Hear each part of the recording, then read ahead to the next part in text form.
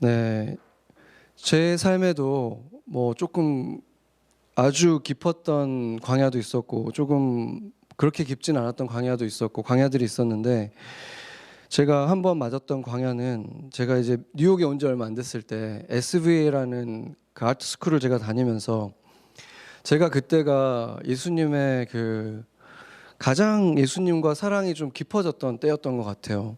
그래서 그랬기 때문에 이 학교를 갈 때마다 굉장히 이 마음이 편하지가 않았어요. 그래서 정말 아침마다 학교를 갈 때 기도하지 않고는 갈 수가 없었습니다. 그때 제 느낌은 그 학교 가면 완전히 영적 전쟁터인 거예요.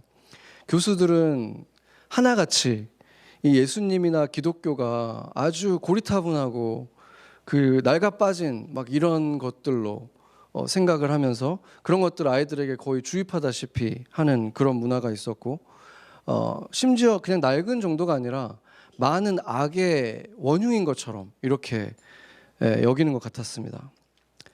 게다가 제가 이제 일러스트를 전공을 했는데 그때 그 일러스트 학생들에게 거의 우상처럼 여겨졌던 교수님이 있었거든요. 한국인 2세 교수님인데 나이가 많으신 이제 아마 그 학교에서 가장 유명한 교수 중에 한 분이었는데 한국인이었기 때문에 인기가 많았죠. 근데 그분은 아버님이 목사님이셨어요. 근데 거의 매 시간마다 기독교에 대해서 빈정거리고 그렇게 약간 그런 아주 조롱하는 그런 말들을 빼먹지 않고 했던 교수님이 바로 이 교수님이었습니다. 저희 학교가 그 다운타운에 있기 때문에 첼시에서 가까이 있었거든요. 그래서 첼시 갤러리를 저희가 자주 방문을 할 기회가 있었는데 지금은 뭐 잘 모르겠는데 그때만 해도 가장 유행했던 그 아트의 스타일이 어떤 거였냐면 아름다움이 아니었어요. 엽기적인 거, 잔인하거나 변태적인 거. 그러니까 거의 제가 보기에는 낙서 같은 그런 것들이 가장 인기가 많았던 그게 유행이었던 그때 시대였습니다. 그러니까 아름다움과는 정반대되는 것들이 막 유행을 한 거예요. 저 같은 경우는 이제 가장 나이 많은 학생 중에 하나였거든요. 직장 생활도 한참 하다가 이제 다시 학교를 갔기 때문에 이제 저보다 한참 어린 그 학교 친구들을 보면서 학교에서 이 재능 있는 친구들을 이 이상한 방향으로 막 변태적이고 이쪽으로 막 이끌어가는 걸 볼 때 정말 참기 어려운 때가 되게 많았어요. 막 분노가 이끌 때도 있고 화가 나기도 했는데 그러다가 이제 한 번은 교양 필수 과목 중에 이제 그 서양 뭐 예술사, 서양사 이런 걸 저희가 이제 공부하게 되어 있는데 당연히 이제 기독교가 빠질 수가 없잖아요. 기독교가 너무 중요한 역할을 했기 때문에 그래서 기독교 얘기가 거의 매주 나올 수밖에 없는 거죠. 그러니까 예수님 얘기도 나오고 교회 얘기도 나오는데 정말 그 교수들은 이 기독교 교회 이거를 정말 이렇게 잘근잘근 씹는 거예요. 정말 그 안에서. 한 번은 또 한 교수님은 너네들 중에 혹시 예수님 믿는 사람 있어? 교회 다니는 애들 있어? 손 한번 들어봐. 막 이러는데 그 분위기가 있잖아요. 얼마나 촌스럽고 그 막 시대에 뒤떨어지는 미련한 사람들이라는 그 분위기를 싹 만들어 놓고 손 들라고 하니까 애들이 저 빼고는 다 이렇게 들듯 말 듯 이렇게 드는 애들도. 그러니까 아마 아예 들 생각도 못했던 애들이 더 많았던 것 같고 그런 걸 볼 때 제가 진짜 이 분노가 막 치밀어 올랐죠. 그러다가 그래도 제가 진짜 이렇게 말을 하고 싶은데 영어가 안 되니까 말을 못 하겠는 거예요. 그래서 막 답답해서 참다가 하루는 제가 도저히 못 참겠어가지고 손을 딱 들고 교수한테 왜 그러냐고 그래서 제가 할 말이 있다고 얘기해보라 그래서 제가 예수에 대해서 그렇게 조롱하는 말 좀 그만하라고 제가 너무 불쾌하다. 당신은 뭐 예수님을 안 믿고 그러니까 당신은 그런 예수에 대해서 당신이 어떤 생각을 갖고 있든지 어떤 믿음을 갖고 있든지 그 자신을 표현할 수는 있겠지만 조롱하고 마크리하는 그런 말은 좀 안 했으면 좋겠다. 나는 예수님 믿는 사람이라서 그게 너무 불쾌하다. 제가 이렇게 얘기를 한 거예요. 교수한테. 정말 그 영어로 몇 문장도 말할 그 능력이 안 됐던 사람인데 제가 너무 불쾌해가지고 그렇게 얘기한 거죠. 근데 그 수업이 끝나고 나서 한 미국 친구가 저한테 와가지고 자기는 사실상 뭐 교회를 많이 다녀본 적도 없고 예수에 대해서 긍정도 부정도 아닌데 너가 그렇게 말하는 걸 들으니까 한번 너 얘기도 한번 들어보고 싶다. 그래가지고 카페테리아에 앉아가지고 정말 꽤 오랫동안 제가 믿는 예수님에 대해서 그 말도 안 되는 영어를 가지고 막 설명했던 그런 기억도 납니다. 제가 이제 이런 일을 겪으니까 제 마음속에 어떤 사명감 같은 게 막 생겨가지고 그때 당시에 왜냐하면 그 SBA에는 우리 교회를 다니던 청년들도 있었고 또 다른 교회를 다니는 한국인 청년들이 있었거든요. 그래서 그 친구들이 이 학교를 이렇게 다니다가는 신앙이 점점 이렇게 희미해지겠다 싶어가지고 저도 너무 힘들었는데 그래서 기도 모임을 만들었어요.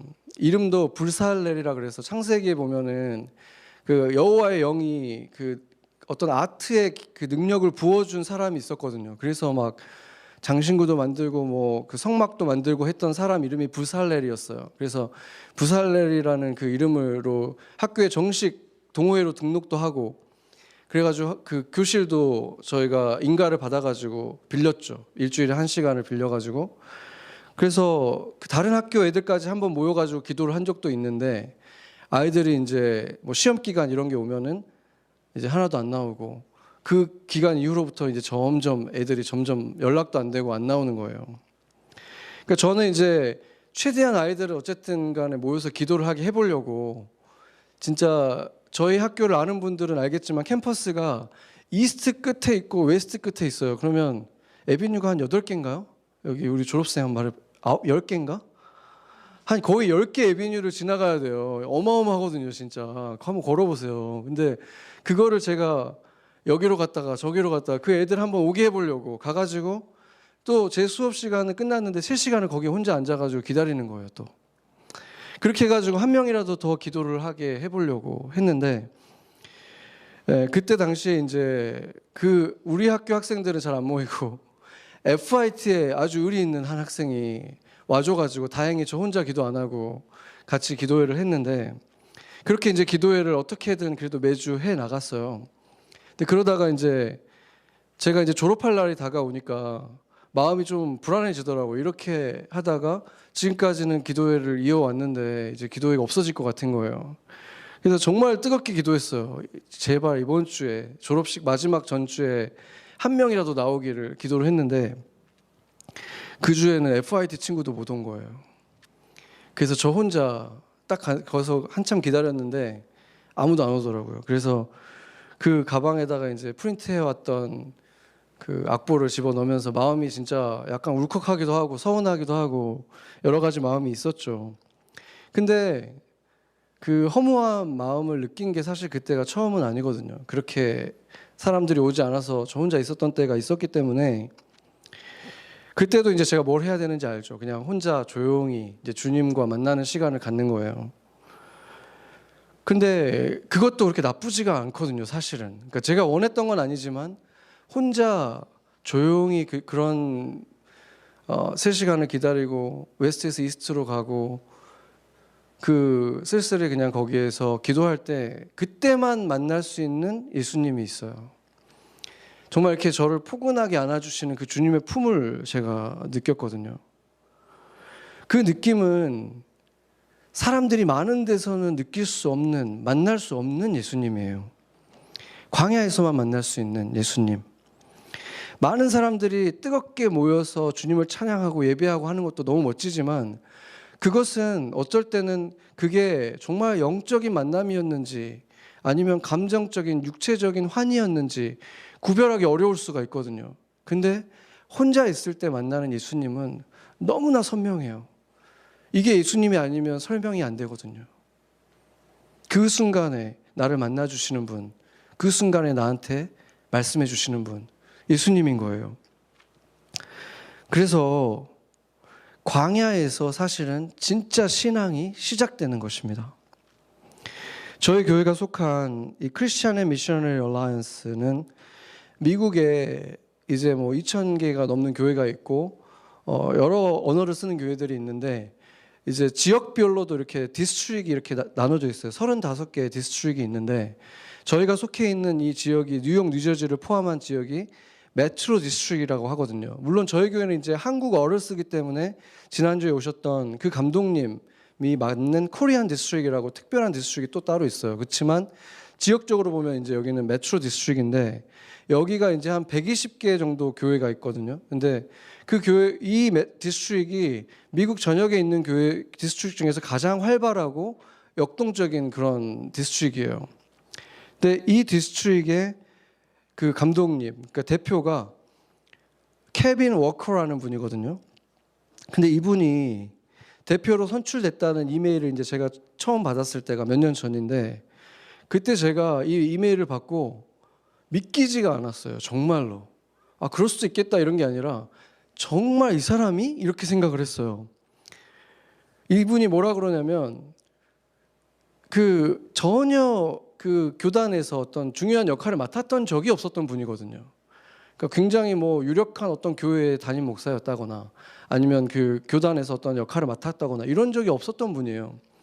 근데 하나님이 성령님이 기도하는데 그 후보를 이제 뽑을 때 그런 마음을 주셨대요. 자기를 이렇게 지원을 하라는 마음을 주셨다는 거예요. 근데 진짜 말도 안 되는 거거든요. 뭐 자기를 아는 사람들도 없고.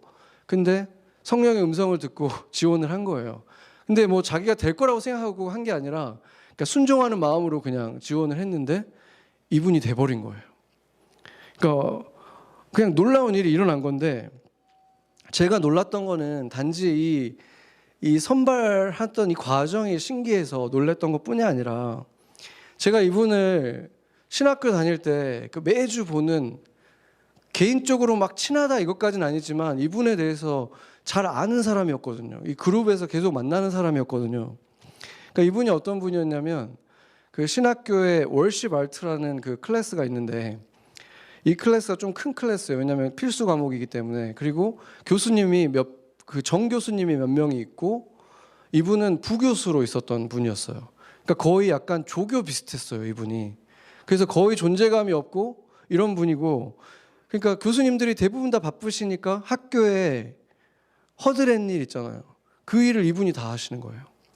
그리고 저희 학교에도 이제 채플이 있는데 수요일 날 오후에 이제 채플 시간이 있거든요.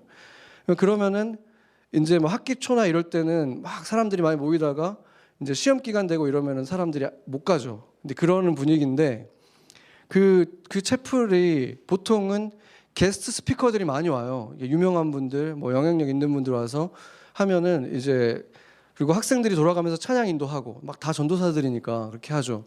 근데 어떨 때 이제 시험 기간이나 이럴 때 되면은 다 바쁘니까 다 못 한다 그래요.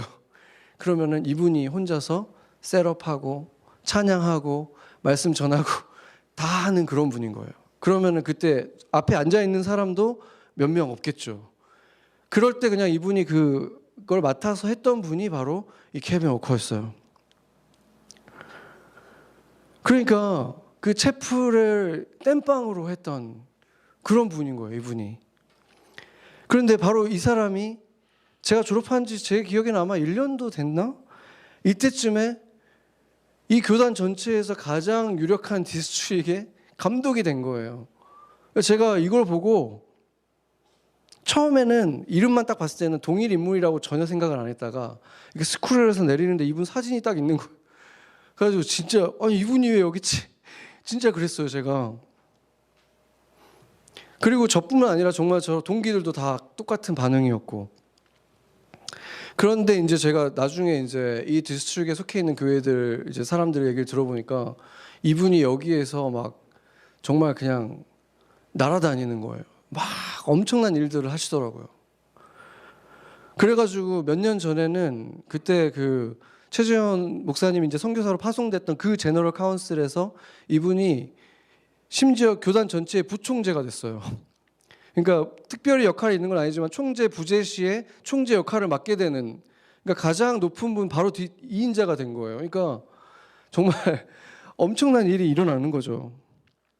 그래서 제가 정말 이 상황들을 말로만 들으면서도, 그 이후로 저는 이분을 만난 적이 없으니까 말로만 들으면서도 정말 이렇게 약간 전율이 오는 거예요. 그 소식들을 들을 때마다. 그러면서 그런 생각이 들더라고요. 와, 이 교단이 정말 이거는 정말 정치적인 집단에서는 일어날 수가 없는 일이다. 뭐 어떤 비즈니스 마인드를 가진 곳에서는 일어날 수가 없는 일이다. 이거는 진짜 성령의 역사라고밖에는 설명이 안 되니까 좀 자랑스러운 생각이 들더라고요. 아, 내가 너무 좋은 교단이다, 우리 교단이. 근데 제가 이번에 지난주에 이제 지지난주에 이제 제가 컨퍼런스를 다녀왔는데 거기에서 이제 제가 오랜만에 직접 보게 된 거예요. 근데 이 컨퍼런스가 저희 교단만 간 게 아니라 이 복음주의 개신교의 그 철치 플랜팅을 하는 교회 개척을 하려고 하는 그 목사님들이 전체적으로 다 모인 곳이거든요. 그래서 아마 최근 들어서 가장 많은 사람들이 모였대요. 거의 5천 명이 모였는데 그 앞에 그 케빈 워커가 메인 스피커 중에 한 명인 거예요. 그러니까 제가 그분을 마지막 봤을 때는 그 컨퍼런스장이 한 100분의 1이 될까 말까한 그 작은 곳에서 혼자서 서가지고 혼자 찬양하고 말씀 전하고 그 앞에 몇 명 안 앉아 있었던 그분이 몇 년 후에 제가 딱 봤는데 그 5천 명이 꽉 차가지고 있는 곳에서 딱 서 있더라고요. 와, 이거는 진짜 제가 눈으로 보고 있으면서도 막 제가 사진을 막 찍었어요. 야, 진짜 이런 일이 일어나는구나. 그러니까 불과 몇 년 만에 그냥 전국적으로 그 같이 메인 스피커 한 분들은 세계적으로 유명한 분들이거든요. 그러니까 그들 앞에 서 있는 이분을 제가 보게 되니까 정말 이게 성령의 역사가 아니면 설명이 안 되는 거예요. 근데 제가 그분을 알지만 야망이 조금도 없는 분이거든요. 야망이 없는 분이에요. 그냥 낮은 자리에서 아무도 인정해주지 않는 자리에서 그냥 묵묵히 그냥 그 일을 하는 그런 스타일이에요. 그러니까 학생들도 다 뭐라 그러냐면 자기가 만난 사람 중에서 가장 험불한 사람이다. 그냥 그런 사람이었어요. 리더십이라고 느껴지는 게 아니라 그냥 서번트 같이 느껴지는 그런 사람이었어요. 그냥 그렇게 겸손하게 그냥 그 자리를 묵묵히 지키고 있는데 하나님이 그냥 거기다 올려놓으시는 거예요. 그냥 하나님이. 그렇게밖에는 설명이 안 돼요. 그분이 뭐 이렇게 올라간 게 아니에요. 그냥 하나님이 들어 올리신 거예요. 그래서 제가 식사할 때 그분 아내를 제가 잠깐 만나게 됐는데 그분이랑 이제 그분 아내를 같이 만났는데 제가 정말 너무 바쁘고 중압감도 많을 텐데 예전보다 얼굴이 훨씬 더 밝고 좋아 보인다. 그랬더니 맞다고 고맙다고 막 그러는 거예요. 그래서 제가 그 순간 딱 성령이 그 마음을 주시더라고요. 그래서 제가 그렇게 말했어요. 이제 제 자리를 찾아서 그런 것 같습니다. 그랬더니 그 아내분 눈빛이 이렇게 반짝반짝 하더라고요. 고맙다고. 너무 그렇게 말해줘서 너무 고맙다고. 그러고 나서 제가 보니까 그 컨퍼런스에 온 메인 스피커들이 다 그런 사람들인 거예요. 지금은 너무 유명한 사람이고 그냥 유튜브에 치면은 막 뭐 몇백만 뷰인 사람들이지만 실제로 그 사람들 한 사람 한 사람을 보면 우리랑 다를 게 전혀 없는 사람들이라는 거예요. 더 특별한 능력을 가졌거나 배경을 가졌거나 그런 게 전혀 없던 사람들, 그들의 공통점이 있다면 다만 사막 같은 시간을 지나간 사람들, 그 시간들을 버틴 사람들이었고 현실적으로 봤을 때 납득이 안 되는 거, 그런 순간에 정말 사소한 일이고 그 일을 한다고 큰 일이 일어날 것 같지도 않았지만 그 일에 순종했던 사람들, 바로 그런 사람들이었다는 거예요. 그러고 보면은 원래부터 위대한 사역이라는 것은 그렇게 작고 겸손한, 사실상은 그렇게 보잘것없는 어떤 한 사람과 위대하신 하나님이 하시는 일인 것입니다. 그들의 위대함이 왜 필요하겠습니까? 하나님의 위대함이면 충분한데. 그리고 성경은 그런 사람들의 이야기로 가득한 것입니다. 그래서 저도 용기를 정말 많이 얻게 됐어요. 그걸 보면서 성령님이 정말 저한테 그런 마음을 막 부어주시는 거예요. 하나님은 바로 너 같은 사람을 쓰시는 거예요. 그런 마음을 보여주셨어요. 그냥 보잘것없는 사람, 대단한 게 하나도 없지만 광야 같은 시간이 오면 너무 약해서 다른 생각할 게 없이 하나님 앞에 엎드려져서 쓰러져서 하나님 앞에 엉엉 우는 그런 사람 하나님이 쓰시는 거야.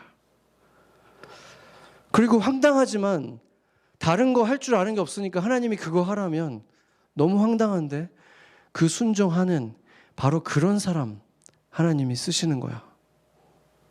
이렇게 말씀해 주시는 거예요. 그래서 하나님은 사랑하는 사람들을, 우리를 광야로 이끌어 내십니다. 광야에 가면 우리는 겸손해지고 하나님의 위대하심은 어느 때보다 선명해집니다. 그리고 그곳에서 하나님과 우리와의 관계는 분명해집니다. 아주 심플해지는 거예요. 하나님의 아들 예수가 드디어 세상을 구원하기 위한 그 위대한 발걸음을 시작할 수 있는 순간이 찾아온 거예요.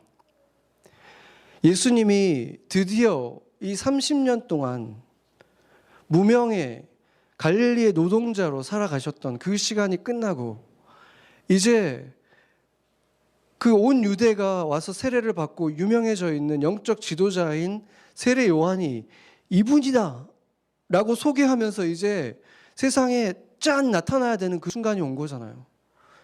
그때 하늘문이 열리고 내 사랑하는 아들아 내가 너를 기뻐한다 이제 시작되는 거잖아요.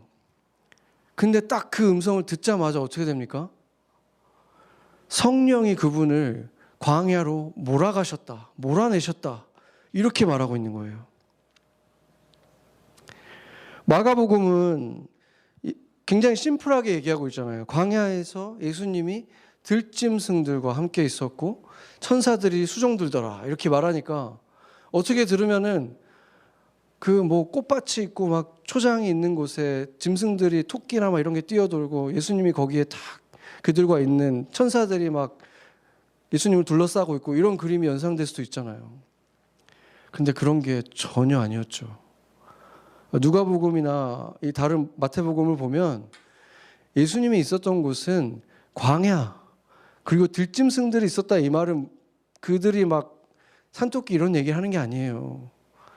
인적이 전혀 없는 그 짐승들이 우는 소리만 들리는 그 늑대 소리 이런 짐승 소리만 들리는 아무도 가지 않는 아무도 없는 땅에 예수님이 홀로 있었다 이 말하는 거예요. 그리고 천사들이 수종 들었다는 이 말도 누가복음을 들어보면 40일이 그 홀로 보내시는 그 40일 시간이 다 끝나고 예수님이 그 시험을 다 통과한 후에 천사들이 와서 수종 들었다 이렇게 말하고 있어요. 마가복음은 그냥 축약해서 그냥 이렇게 말한 거예요. 그러니까 예수님은 철저하게 혼자 이 40일의 시간을 고독하게 보내신 거예요. 그런데 이 장면은 성경 속에 있는 주요한 사건들하고 오버랩이 되죠. 바울이 뭐라 그랬냐면 홍해를 건너는 것이 이스라엘이 세례받은 거다 이렇게 얘기를 했거든요. 그러면은 그 홍해가 갈라졌을 때 그 장면을 한번 생각해 보세요. 그 이집트 정예 군사들이 막 쫓아와가지고 이제 또 다시 막 모세에게 불평을 했는데 갑자기 막 불기둥이 와가지고 그 이집트 군사들을 다 불태우고 그들을 가로막고 앞에는 홍해가 갈라지고 이제 그들이 정말 말도 안 되는 일이 일어난 거잖아요. 통쾌하게 그 길을 건너가면서 노래를 막 불렀거든요. 노래를 부르면서 그들이 그러면은 이제 그 홍해를 지나서 어디에 도착한다고 생각했겠습니까? 그들이 꿈꿨던 거는 이제 하나님의 도시, 이집트하고는 비교도 안 되는 아름다운 하나님이 왕이신 왕국에 우리가 도착하겠구나. 이렇게 생각했을 거 아니에요, 당연히. 우리는 이제 됐다. 이렇게 생각할 거 아니에요. 근데 그들이 도착한 곳은 광야였어요. 그것도 가도 끝이 없이 뺑뺑뺑뺑 돌아가지고 40년을 거기서 돈 거예요. 그러니까 세례를 받자마자 사역을 시작하신 게 아니라 세례를 받자마자 광야로 가신 예수님하고 너무나 똑같은 거죠. 그러니까 예수님은 세례를 받자마자 광야를 가셨고 홍해를 건너자마자 이스라엘은 광야를 가게 된 것. 이것이 지금 오버랩 되면서 그것을 예수님이 상징하고 있는 거죠. 그리고 나서 40년이 끝나고 나서 어떻게 됩니까?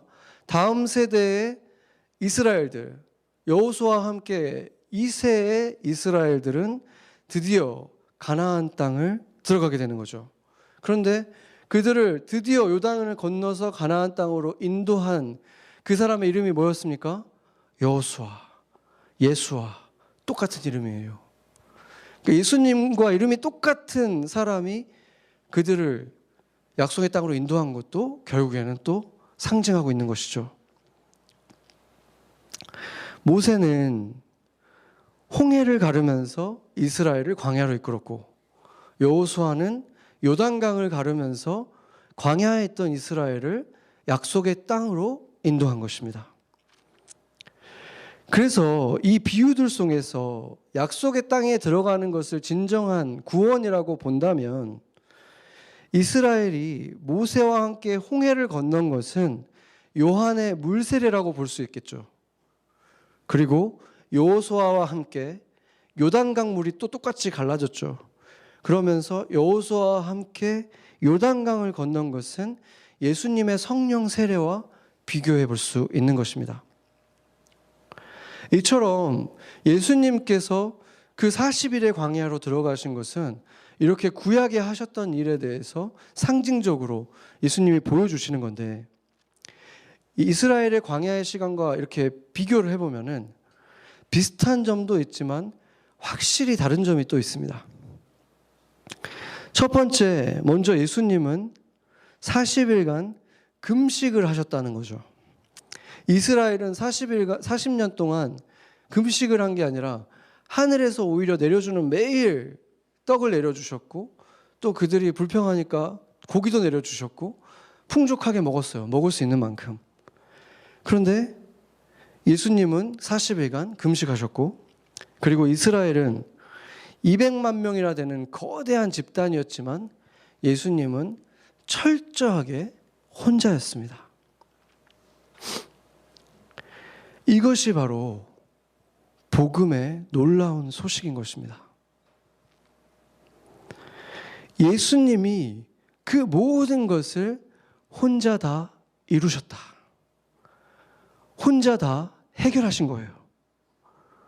우리가 성령 세례 받을 자격을 얻기 위해서 요단강을 지나가기 위해서는 모세와 같은 훌륭한 지도자가 있어도 40년간 광야를 그렇게 헤매도 안 되잖아요. 안 될 거 아니에요. 그런데 예수님이 40일간 금식하심으로 우리가 해야 될 것을 다 하신 거예요. 그렇기 때문에 예수 안에서 우리는 요단강을 건널 수 있게 된 것입니다. 아멘. 광야에서의 40일간의 시험도 그리고 십자가에서 스스로 홀로 우리의 죄의 모든 대가를 다 예수님이 혼자 다 치르셨기 때문에 우리에게 남아있는 우리가 치러야 될 대가가 남아있지가 않다는 거예요. 우리는 그냥 거기에 무임승차한 거죠. 예수님이 다 하시고 예수님을 믿는다는 이유만으로 예수님이 이루신 그 모든 것들을 그냥 우리는 거저 그냥 받는 거예요. 생각해 보면은 정말 말도 안 되는 것 같잖아요. 다른 종교인들은 이게 말도 안 된다는 거예요. 어떻게 그냥 받느냐? 말이 안 된다. 우리는 그냥 이게 정말 믿어지지 않을 정도의 소식인 것인데 우리는 그것을 믿고 있는 것입니다. 이게 복음인 거예요. 우리가 이렇게 주일날 모여서 주님을 예배하고 주님을 찬양하고 내 삶을 주님께 드리겠다고 하고 또 내게 들어온 물질이 내 것이 아니라고 하고 이 모든 것들이 우리가 주님한테 잘 보이려고 하는 거 아니에요. 기독교를 제외한 모든 종교는 잘 보이려고 하는 거예요. 그들이 믿는 신에게. 내가 이 정도로 신실한 사람입니다. 보이기 위해서 하는 거예요. 근데 우리는 너무 고마워서 하는 거예요. 감사해서 하는 거예요. 내 삶이 주님의 것인데 이 정도는 당연히 해야 되는 거니까, 그것도 모자란데 이것만 드리는 것도 드릴 수 있어서 감사합니다. 이게 차원이 다른 거예요. 다른 종교와. 우리는 예수님을 왕으로 모시기 때문에 결코 광야에서 죽음을 맞지 않을 것입니다. 우리가 시험을 다 잘 통과했기 때문이 아니라, 우리가 훈련을 잘 마쳤기 때문이 아니라, 우리가 예수님 안에 있었기 때문에 그냥 거저 약속의 땅에 들어갈 권리를 얻게 된 것입니다. 그렇다면은 이제 우리에게 주어지는 광야는 더 이상 구원을 받기 위해서 반드시 통과해야 되는, 구원받기 위한, 통과하기 위한 광야가 아니라는 것입니다. 그 의미가 무엇인지 예레미야서 한번 같이 읽어보겠습니다. 세 번역으로 예레미야서 2장 2절 같이 읽겠습니다. 너는 가서 예루살렘 사람들이 들을 수 있게 이렇게 외쳐라. 나 주가 말한다. 내가 젊은 시절에 얼마나 나에게 성실하였는지, 내가 신부 시절에 얼마나 나를 사랑하였는지, 저 광야에서 씨를 뿌리지 못하는 저 땅에서 내가 나를 어떻게 따랐는지 내가 잘 기억하고 있다. 아멘. 세 번역으로 제가 읽었습니다. 자, 다시 한번 읽겠습니다. 너는 가서 예루살렘 사람들이 들을 수 있게 이렇게 외쳐라. 나 주가 말한다. 내가 젊은 시절에 얼마나 나에게 성실하였는지, 내가 신부 시절에 얼마나 나를 사랑하였는지, 저 광야에서 씨를 뿌리지 못하는 저 땅에서 내가 어떻게 나를 따랐는지 내가 잘 기억하고 있다. 아멘.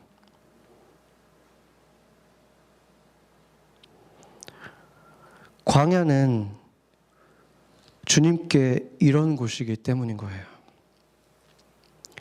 광야가 주님께 이런 곳이기 때문에 주님과 나와의 관계가 가장 순수했을 때, 다른 것이 보이지 않았을 때, 세상에 유혹하는 모든 빛들이 다 꺼지고 모든 소리들이 다 뮤트되는 그곳에서 주님이 우리를 다시 만나고 싶으신 거예요. 여러분들도 아마 다들 이런저런 모양으로 다 겪으셨을 거예요. 우리 교회를 봐도 그런 것 같고, 제 개인적으로도 보면은 제가 목사 안수 받은 날 교회들이 다 락다운 됐잖아요. 그리고 이제 거의 딱 2년이 됐죠. 지난 2년 동안의 시간은 제가 교회라는 곳 생각했던, 그렸던 모습, 목회는 이런 거겠지라고 생각했던, 그렸던 그 모습, 이런 것들하고 너무 달랐어요. 그런데 저는 또 목회 초년생이었어요. 그렇기 때문에 저는 사실은 성도들하고 부대끼고 눈에 보이고 같이 시간을 보내는 게 너무 행복하고 좋기 때문에 나는 목회에 부르심이 있다는 그 확신이 있었는데, 지난 2년은 제가 혼자 보내야 되는 시간이 너무 많았어요. 혼자 결정해야 되고, 혼자 고민해야 되고, 혼자 기도해야 되고, 그렇기 때문에 광야라는 말이 전혀 어색하지 않은 그 2년의 시간을 저도 보낸 것 같고, 이제 최근 들어서야 이제 그 광야를 좀 벗어나고 있다, 이런 생각이 좀 들어요. 그 시간을 지나면서 어떤 때는 저도 그 정도면 잘하고 있는 거예요. 그만하면 훌륭한 거예요.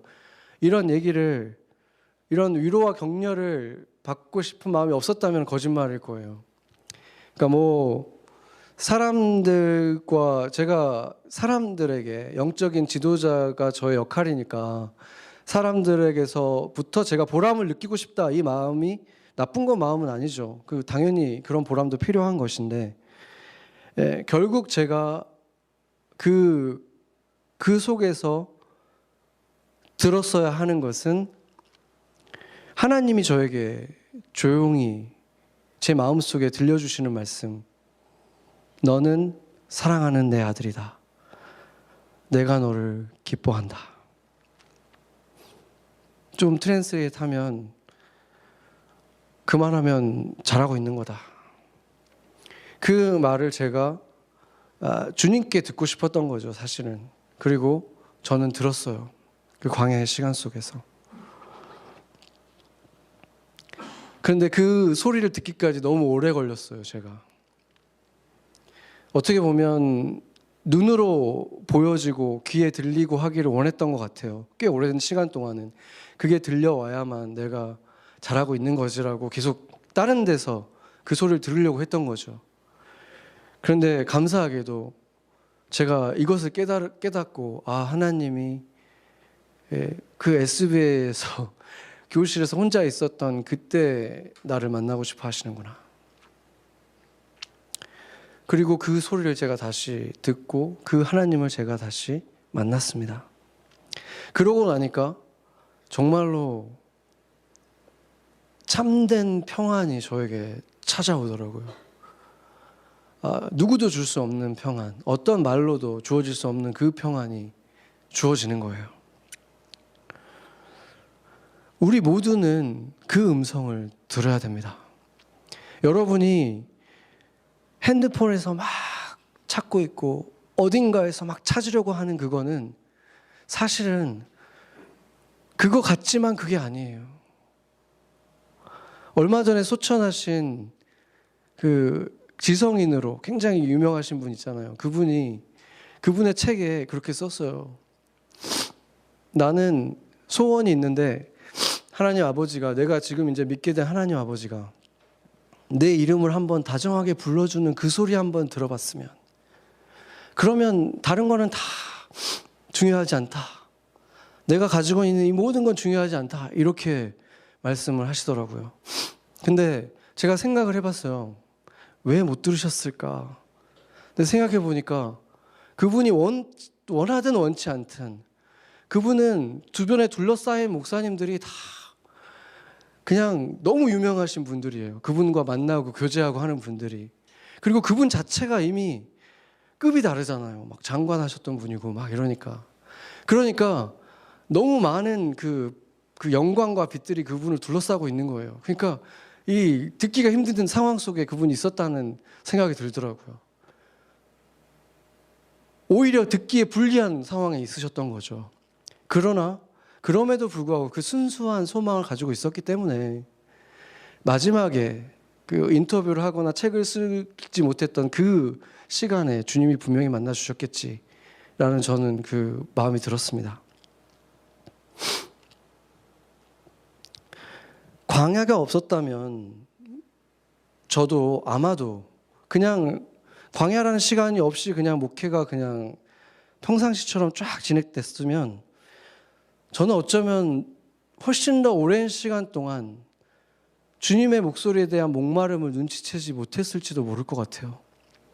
많은 소리들에, 많은 빛들에 둘러싸여서 한참 동안 내가 진짜 목마른 건 그거라는 사실을 보지 못하게 됐을 수도 있을 것 같아요.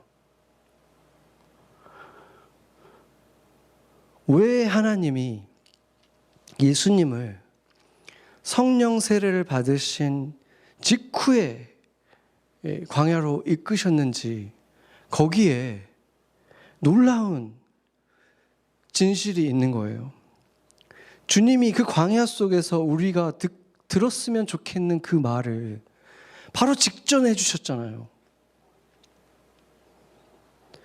바로 직전에, 광야에 가기 직전에 너는 내 사랑하는 아들이다. 내가 너를 기뻐한다. 이 말씀을 해주셨다는 거예요. 주님께서는 그 광야에서 철저히 인간으로 지내셔야 했던 그 순간에 그 하나님의 음성을 들으셨을 거예요. 이제 세상에 나가면 어떨 때는 사람들이 막 치켜 올려줄 것이고 어떨 때는 정말 골짜기로 내려가겠지만 지금 이 광야에서 아무도 없는 곳에서 들은 이 음성이 예수님을 지탱해 주기 때문에, 그리고 그 음성은 바로 우리를 향한 것이 되었습니다. 어떻게 그렇게 됐습니까? 예수님이 40일을 당하신 그 고난이 우리를 위한 것이었고, 우리가 예수님 안에서 같이 당한 것이었고, 예수님이 지신 십자가가 예수님만을 위한 것이 아니라 우리를 위한 것이었고, 우리가 그 안에서 같이 죽었고 살았기 때문에 우리가 성령의 세례를 받을 권리를 갖게 된 거잖아요. 우리가 요단강을 건널 권리를 갖게 된 거잖아요. 우리가 성령의 세례를 받게 될 권리를 갖게 된 거잖아요. 그러면 예수님께 하셨던 이 음성은 성령의 세례를 받은 모든 그리스도인들에게 하시는 하나님의 음성인 것입니다. 아멘.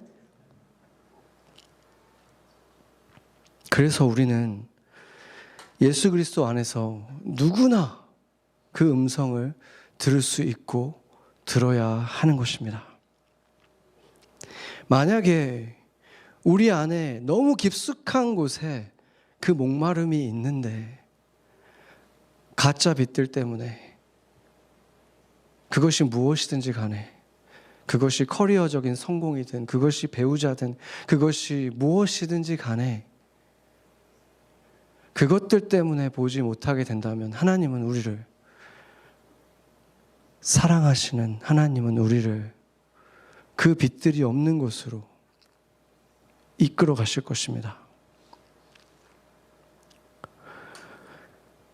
다윗도, 바울도, 예수님도 광야는 한 번으로 끝나지 않았습니다.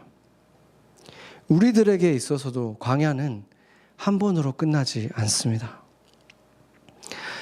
때로는 풍요로움 가운데에서 채워지지 않는 그 emptiness, 그 허무함, 예전보다 뭔가 많아졌는데 그 안은 더 공허해질 때 그 안에 왜 공허한지를 들여다보세요. 그리고 때로는 깊은 고독 속에서 그 고독이 절망으로 끝나지 않고 무언가 있을 것 같다, 정말 미세한 소망이 들려올 때 그것에 집중하세요. 그곳에서 우리는 예수님의 그 음성, 너는 사랑하는 내 딸, 너는 사랑하는 내 아들이다, 내가 너를 기뻐한다, 이 음성을 듣게 될 것입니다. 같이 기도하겠습니다.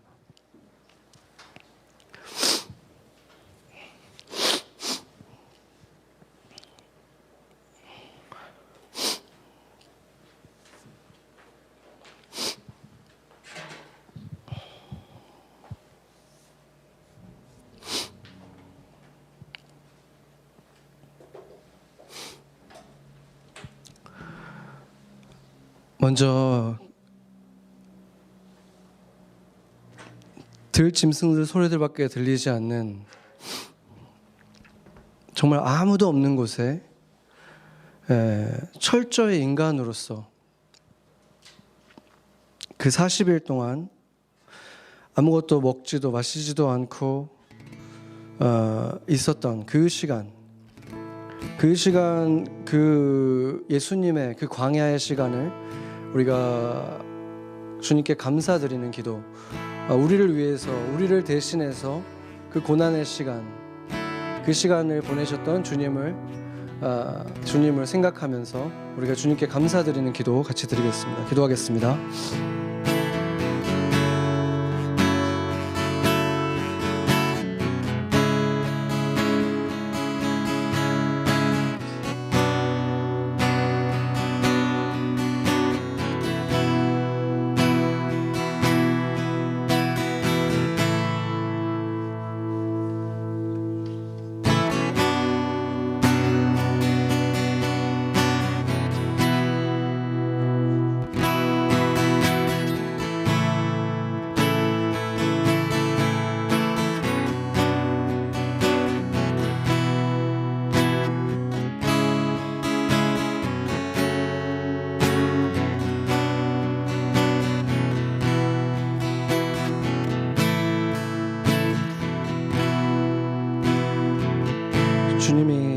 주에 말씀을 준비할 때 저에게 이렇게 말씀을 하셨어요.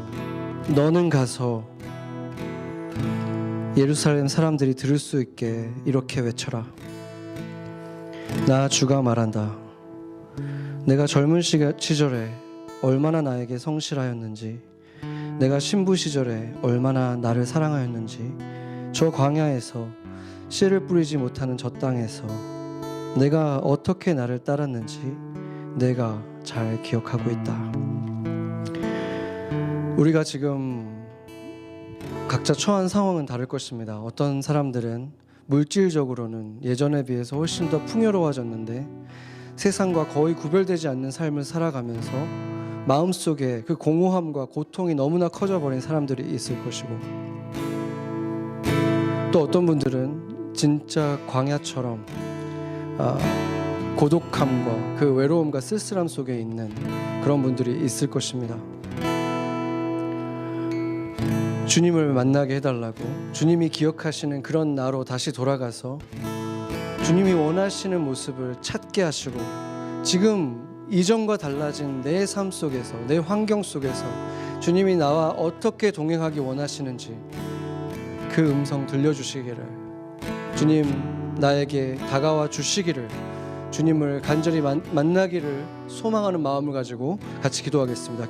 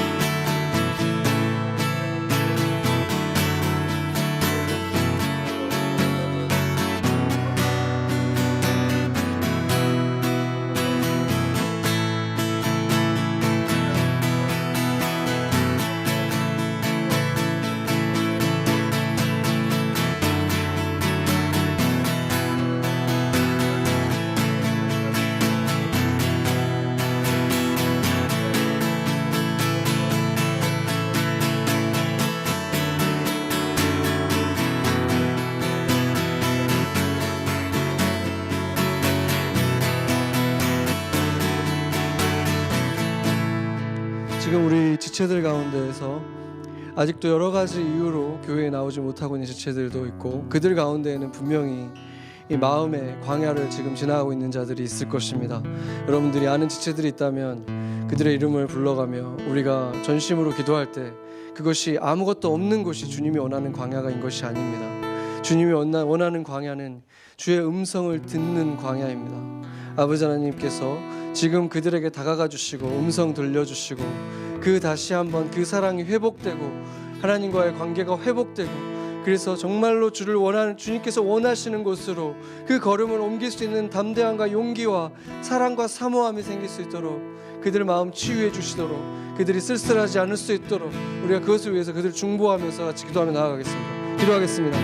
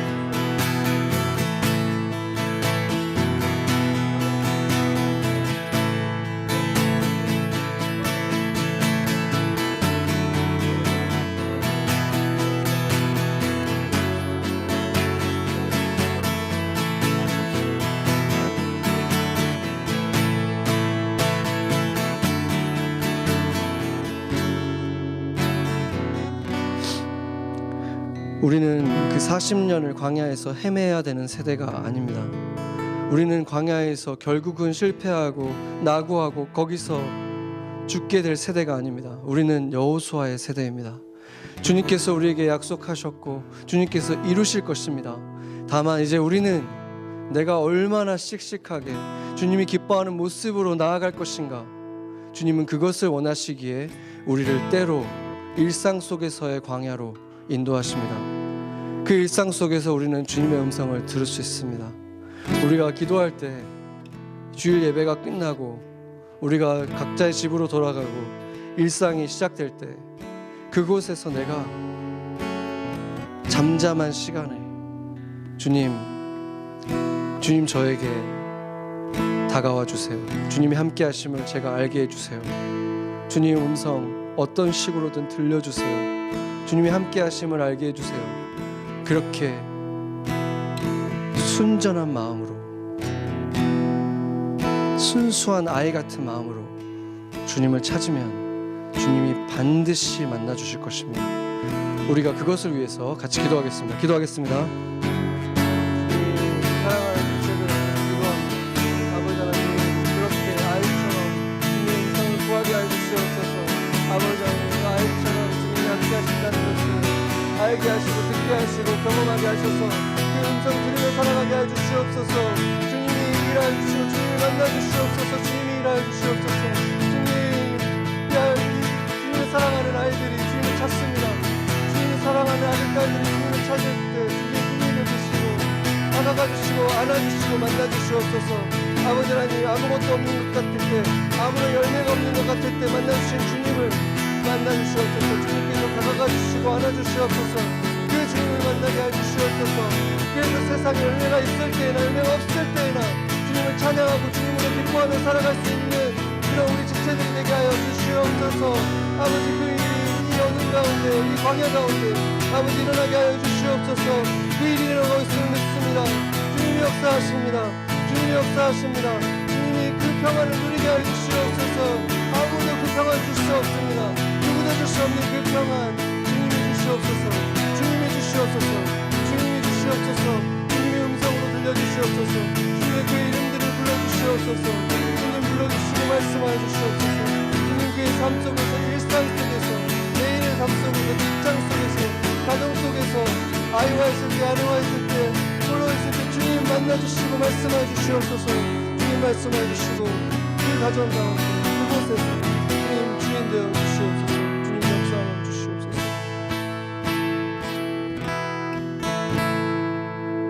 주님이 말씀하십니다.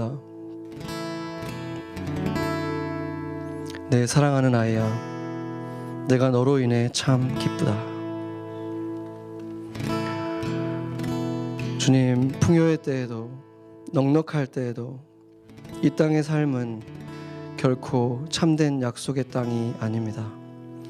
이곳은 무언가를 하나 얻게 되면 다른 귀한 것들을 잃게 되는 곳입니다. 그래서 우리가 선 곳은 언제나 광야입니다. 주님, 그것을 기억하게 하시니 감사합니다. 광야에 있음을 항상 기억하게 하시는 이런 교회를 주셔서 감사합니다.